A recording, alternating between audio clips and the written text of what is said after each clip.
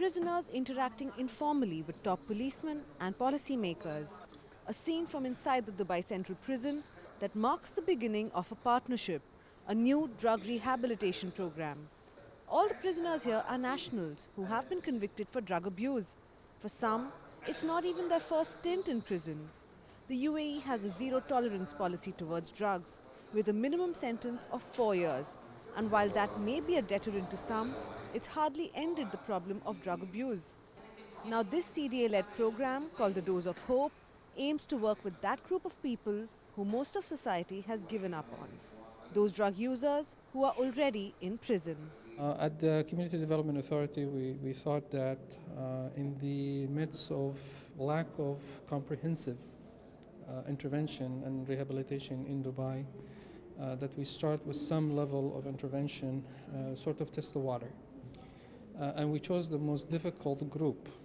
This pilot project has about 30 inmates, all of whom have joined voluntarily to go through an intensive 30-day program that includes detox programs, breathing techniques, and even communication and self-management workshops. At the crux of the program is the understanding that drug abuse and rehab can't have a single approach. Drugs are not just a law and order problem. There are medical, psychological, and social implications.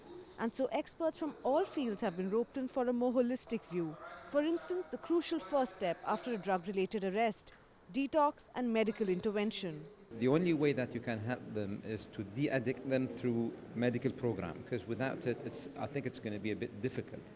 Now, the main aim of addicting them is just to get them into the society away from drugs.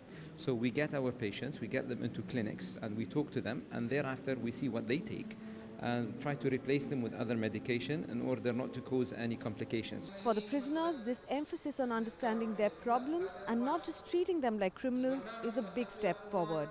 We speak to a convict who is in prison for a second term, both times for using drugs.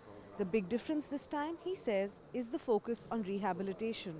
I withdrew again to the drugs circle, and I've got caught, and now this is my second time in jail. But this is the first time I'm getting rehab in jail, and as per as what the program is talking about, that it is a dosage of a hope. The Dose of Hope program's biggest challenge is to prevent repeat offences. Once a prisoner is out of a controlled environment like jail, how does one keep him away from drugs and avoid a return to prison? Well, for people who are in prison, usually it's something called the follow-up programs, where they go and they take sample, a blood sample or urine sample once a week, or in a very random way. They call them, they say, come in, we need a sample from you. While most drug campaigns in the city focus on spreading awareness about drugs, it's equally important to focus on those groups that are already addicted, which is why this campaign, The Dose of Hope, is so important, with its emphasis on prisoners and stopping them from ever returning to a life of drugs. Priyanka Dutt, Emirates 24/7.